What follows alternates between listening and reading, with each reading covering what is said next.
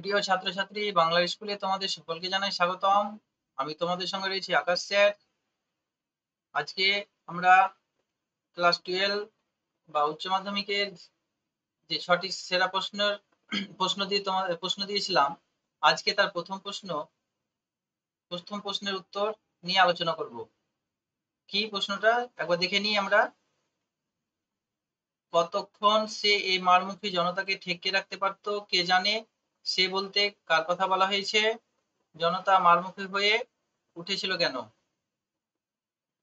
অথবা দিয়ে আবার লিখেছি এখানেও, দুদিকের সশস্ত্র জনতা ফ্যাল করে তাকিয়ে আছে। দুদিকের জনতা সশস্ত্র কেন, তারা ফ্যাল করে তাকিয়ে থাকলো কেন।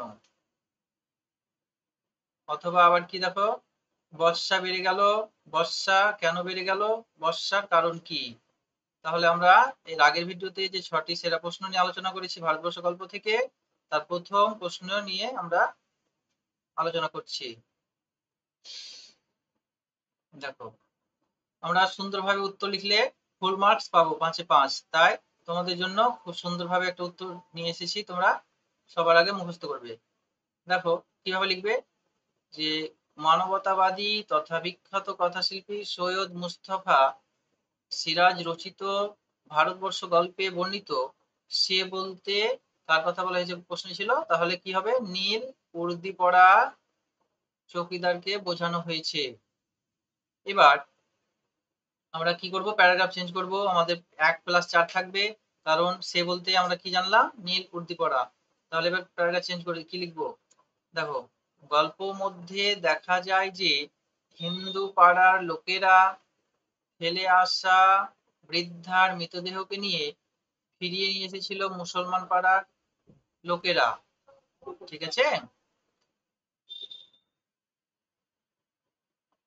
দাঁড়াও একটু ডিস্টার্ব করছে।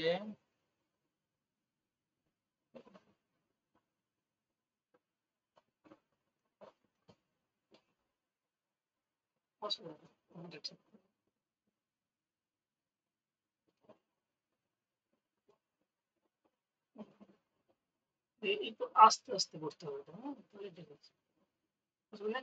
ছেলেপিলেকে বলে দাও যে এটা একটু।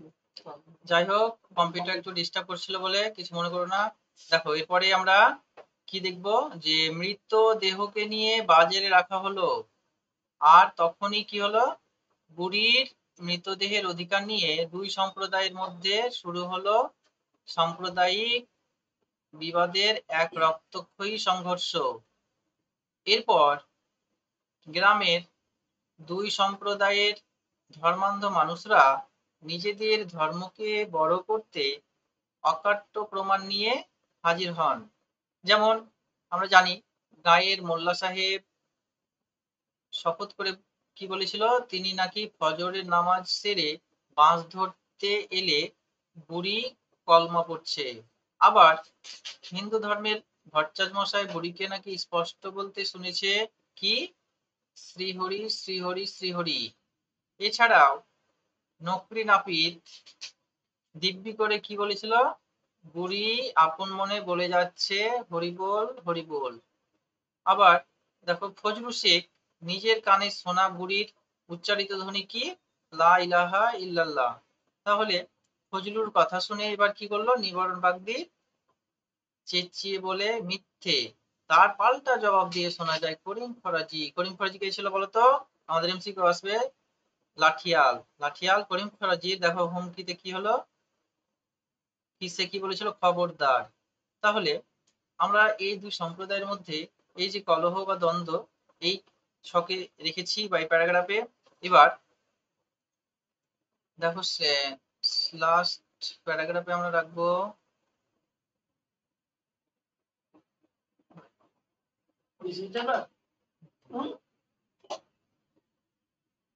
হাই ডিয়ার স্টুডেন্টস, কেমন আছো তোমরা সবাই?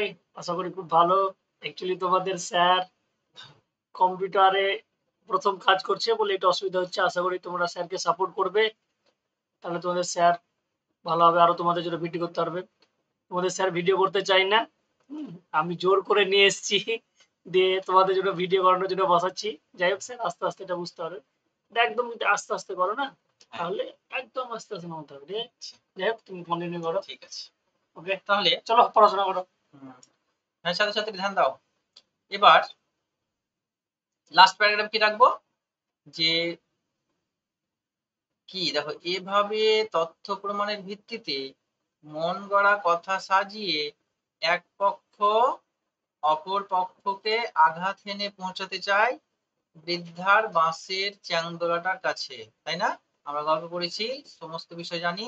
আর যারা না পড়ে থাকো অবশ্যই পরীক্ষার আগে অন্তত 10 বার পড়ে রাখো।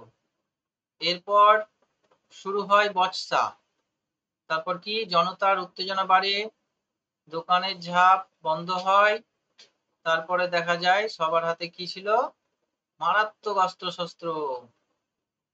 মোল্লা সাহেব জিহাদ জিহাদ বলে চেঁচালে ভট্টাচ মশাইও কি বলে চেঁচিয়েছিল, জয় মা কালী, জবন নিধনে অবতীর্ণ হও মা বলে চিৎকার করে উঠেছিল। চকিদার তখন উন্মত্ত জনতাকে ঠান্ডা করতে ব্যতিব্যস্ত চেষ্টা করেই চলে, কিন্তু বুড়ির দেহকে নিয়ে নয়, বরং স্বধর্মের অধিকারকে নিয়েই বা স্বধর্মের অধিকারকে বড় করতেই দুই পক্ষের জনতা মারমুখী, মারমুখী শব্দ অর্থ কি, বিবাদ প্রিয় হয়ে ওঠে। তো আশা করি এই উত্তরটা লিখলে তোমরা 5-এ 5 পাবে। এরপরের ভিডিওতে আমরা যে 6টি সেরা প্রশ্ন রেখেছি তার দ্বিতীয় প্রশ্ন নিয়ে আলোচনা করব।